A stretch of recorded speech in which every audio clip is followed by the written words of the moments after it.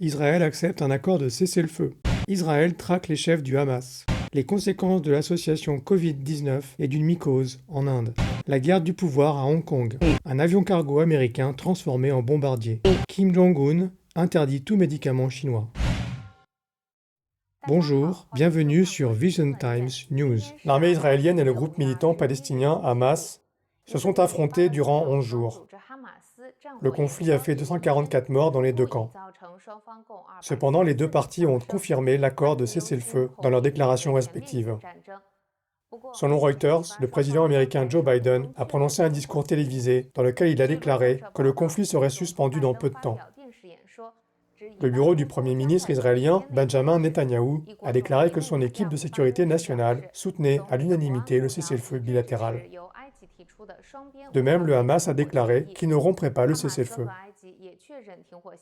Auparavant, Biden avait exprimé ses condoléances aux victimes israéliennes et palestiniennes du conflit, soulignant que Washington coopérerait avec les Nations Unies et d'autres organisations d'aide internationale afin de fournir une aide humanitaire immédiate pour reconstruire la bande de Gaza. Mais la coopération se ferait, dit-il, avec le gouvernement palestinien, afin d'éviter que le Hamas ne puisse accumuler des armes. Selon l'AFP, le ministre palestinien des Affaires étrangères, Marki, et l'ambassadeur israélien, Erden, ont tenu un débat spécial à l'ONU, au cours duquel ils se sont mutuellement accusés de génocide. L'un a déclaré que le monde était silencieux et indifférent au génocide de la Palestine. L'autre a quitté la réunion en accusant la charte du Hamas d'être comme les nazis et de commettre un génocide contre le peuple juif. L'agence de renseignement israélienne compte procéder à un nettoyage ciblé des hauts responsables du Hamas, notamment ceux qui se cachent en Iran, en Malaisie et dans d'autres pays. Selon un article du journal malaisien South Pacific Business News, publié le 16 mai, les réseaux sociaux font circuler une vidéo citant des reportages de la télévision israélienne et qui allègue que la Malaisie, l'Iran et la Turquie, ainsi que le Qatar, ont participé à l'accueil, au financement et à l'entraînement des responsables du Hamas. Les services secrets israéliens, le Mossad et Shin Bet, ont reçu l'ordre de lancer des attaques contre les représentants du Hamas qui se cachent dans ces 4 pays. Le ministre malaisien de l'Intérieur a déclaré qu'il prendrait au sérieux les informations selon lesquelles Israël compte lancer des attaques contre plusieurs pays, dont le sien. Au fil des années, Israël a procédé à 20 éliminations ciblées de hauts commandants du Hamas, et des dizaines de hauts responsables ont été tués.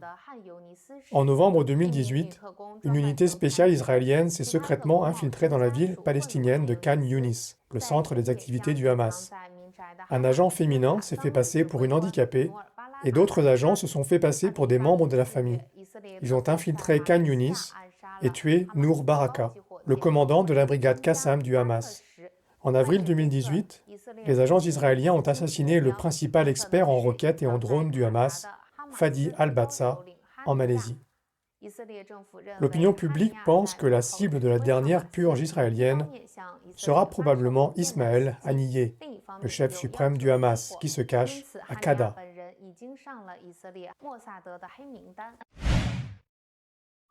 Alors que l'épidémie sévit toujours en Inde, avec plus de 270 000 nouveaux cas le 20 mai, en même temps une étrange maladie est apparue récemment et qui aggrave la situation.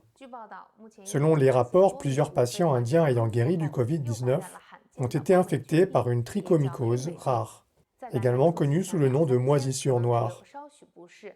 Au début, leur inconfort est léger, mais au fur et à mesure, les symptômes s'aggravent. Noircissement ou décoloration du nez, vision trouble, douleurs thoraciques, difficultés respiratoires, crachats de sang, maux de tête et même une cécité temporaire. Un patient a dû se faire enlever un œil, il y a même eu un cas de décès. Cette maladie serait due à l'infection par une moisissure commune dans le sol ou les fruits en décomposition, qui se développe facilement dans un environnement chaud et humide. L'Association médicale indienne a souligné que chez les patients atteints du Covid-19, du diabète ou de déficience du système immunitaire, le risque d'infection par cette moisissure noire est plus élevé, en particulier des patients intubés, d'où le nombre de patients en hausse rapide. Selon CNN, le pays fait face à une pénurie rare de médicaments pour traiter cette maladie. Carrie Lam et Lang Chunyin voudraient tous deux candidater pour l'élection du chef de l'exécutif de Hong Kong. De nombreux Hongkongais considèrent cette affaire comme une affaire interne au camp de Pékin et ne se sentent pas concernés. Cependant, selon Chi Sum, un présentateur pro-démocrate très connu, si ces deux politiques se battent pour montrer leur loyauté à Pékin, cela risque d'intensifier la répression et d'accélérer l'intégration de Hong Kong dans le système communiste. Bien que Carrie Lam ait imposé l'ordonnance sur les délinquants fugitifs en 2019, qui a déclenché une lutte d'1 an à Hong Kong, il semble qu'elle soit toujours favorisée par le gouvernement central de Pékin. De nombreuses rumeurs ont circulé selon lesquelles Lam allait démissionner, mais rien ne s'est produit. Au contraire, elle continue à arrêter des démocrates et à geler leurs avoirs. Selon Chim Sum, Carrie Lam est favorisée pour le poste. Selon la politique du Parti communiste chinois, ce sont les patriotes qui gouvernent Hong Kong. Et ils doivent se battre pour prouver qu'ils sont plus patriotes que les autres. Ce qui fait craindre une tension accrue et davantage de démocrates arrêtés. Avant que Pékin ne prenne une décision sur le choix du prochain chef de l'exécutif,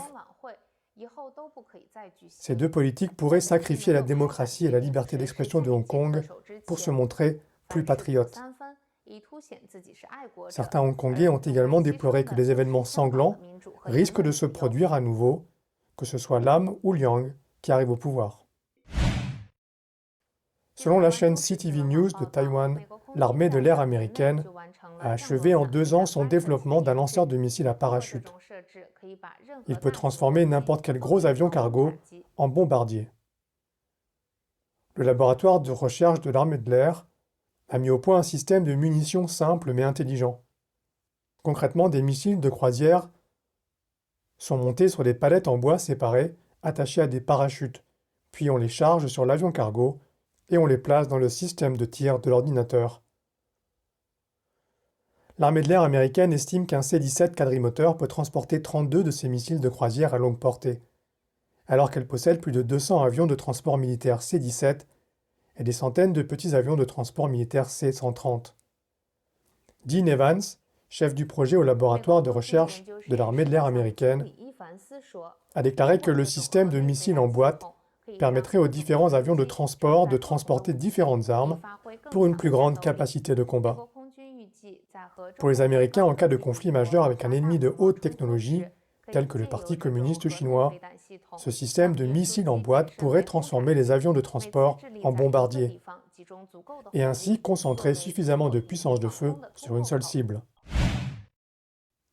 La mort d'un haut fonctionnaire nord-coréen décédé après avoir reçu l'injection d'un médicament chinois a suscité un tollé de la part de Kim Jong-un, qui a sévèrement exigé que tous les hôpitaux de haut rang de Corée du Nord interdisent les produits pharmaceutiques chinois, y compris le vaccin chinois contre le coronavirus. Selon le média sud-coréen Daily NK, un haut fonctionnaire nord-coréen d'une 60aine d'années qui s'était rendu à l'hôpital de Pyongyang pour des problèmes cardiaques et une hypertension artérielle aurait été traité par des injections chinoises.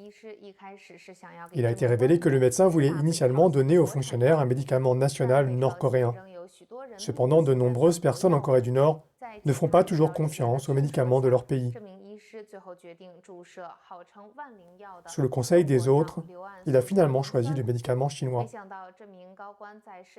À sa surprise, ce haut fonctionnaire est mort par la suite.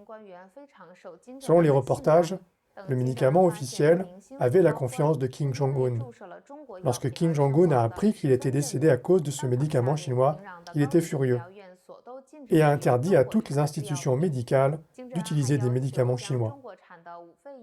Il a également exigé que les études sur les vaccins chinois soient suspendues afin de se concentrer sur la recherche d'un développement d'un vaccin nord-coréen.